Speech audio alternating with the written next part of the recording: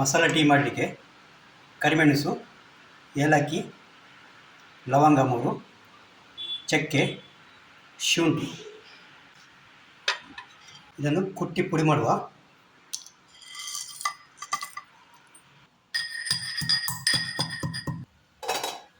ಅರ್ಧ ಗ್ಲಾಸ್ ನೀರು ಪುಡಿ ಮಾಡಿ ತಗೊಂಡಿದ್ದೇನೆ. ಪುಡಿ ಮಸಾಲ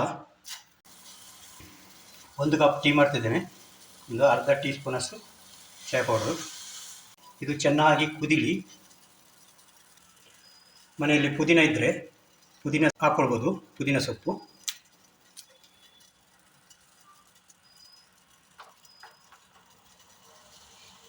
ಚೆನ್ನಾಗಿ ಕುದಿದಿದೆ. ಇದಕ್ಕೆ ಇನ್ನು ಹಾಲು ಹಾಕುವ.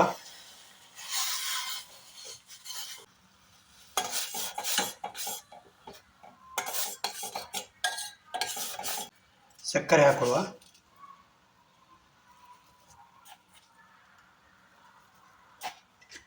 ಚಾಯ್ ರೆಡಿಯಾಗಿದೆ, ಸ್ಪೆಷಲ್ ಚಾಯ್.